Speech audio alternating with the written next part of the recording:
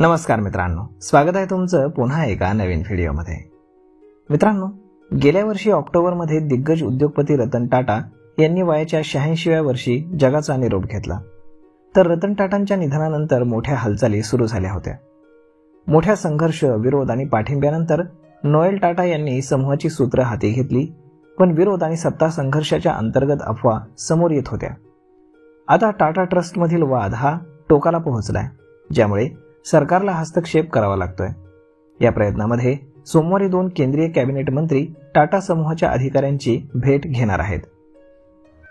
Tata group हा देशातील सर्वात मोठा औद्योगिक घराणा असून टाटा ट्रस्टची होल्डिंग कंपनी टाटा सन्समध्ये सर्वात मोठी भागीदारी आहे।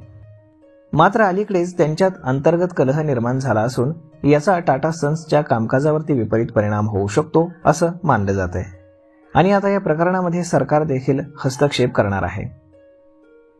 2 वरिष्ठ केंद्रीय मंत्री या आठवड्यामध्येच दिल्लीला टाटा ग्रुपच्या 4 प्रमुख अधिकाऱ्यांची भेट घेणार आहेत।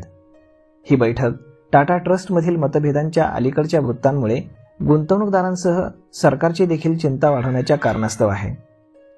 157 वर्ष जुन्या व्यवसाय समूहाचं व्यवस्थापन करणाऱ्या टाटा ट्रस्टचा बहुसंख्य भागधारकांमधील अंतर्गत संघर्ष आता लपून राहिलेला नाही। मिठापासून अगदी तंत्रज्ञानापर्यंत वेगवेगळ्या क्षेत्रात काम करणारा टाटा ग्रुप देशातील सर्वात मौल्यवान व्यवसाय समूह असून वाढत्या वादाच्या पार्श्वभूमीवरती सोमवारी 2 कॅबिनेट मंत्री आणि टाटा ग्रुपच्या 4 अधिकाऱ्यांमध्ये अलीकडील घडामोडींवरती चर्चा करण्यासाठी एक बैठक होणार आहे।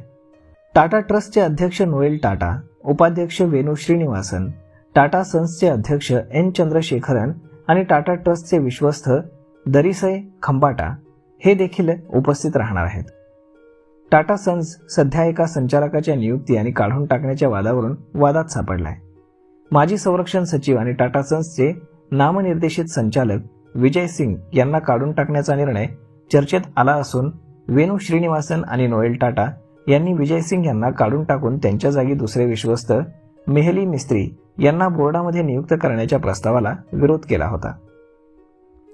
मिस्त्री यांच्या नियुक्तीला विश्वस्त प्रीतम झवेरी, दारियस खंबाटा आणि जहांगीर यांनी पाठिंबा दिला, तर टाटा सन्सच्या विश्वस्तांमध्ये सुरू असलेल्या या वादाचं कारण आहे। त्यानंतर दुसरा मुद्दा म्हणजे टाटा सन्स शेअर बाजारामध्ये नोंदणीशी संबंधित आहे। 3 वर्षांआधीच रिझर्व्ह बँकेनं टाटा सन्सच्या शेअर बाजारात लिस्टिंग अनिवार्य असल्याचा नियम लागू केला होता।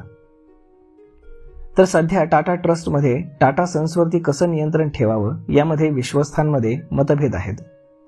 टाटा सन्सच्या वतीनं संचालक म्हणून कोणाची नियुक्ती केली जाईल, बोर्ड बैठकींमध्ये झालेल्या चर्चेची माहिती आणि इतर विश्वस्तांना किती शेअर करावी याबद्दल देखील मतभेद असून सर्वात चिंताजनक मुद्दा म्हणजेच माजी संरक्षण सचिव विजय सिंग त्यांच्या हकालपट्टीचा आहे। त्यांना टाटा सन्सच्या नामनिर्देशित संचालक पदावरून काढून टाकण्यात आले आणि विशेषतः एका विश्वस्ताचं वर्तन हे त्रासदायक राहिलेलं आहे। तर मग मित्रांनो, अशा पद्धतीनं टाटा सन्समध्ये फार मोठे अंतर्गत कलह आपल्याला पाहायला मिळत आहेत। तर याचा परिणाम शेअर बाजारावरती आणि टाटांच्या इतर कंपन्यांवरती देखील होण्याची फार दाट शक्यता आहे। तर मग मित्रांनो, यावरती आपलं मत काय हे तुम्ही आम्हाला कमेंट करून नक्कीच सांगा आणि जर हा व्हिडिओ तुम्हाला आवडला असेल तर आपल्या जवळच्या मित्रमंडळींसोबत देखील हा व्हिडिओ तुम्ही शेअर करायला विसरू नका। धन्यवाद।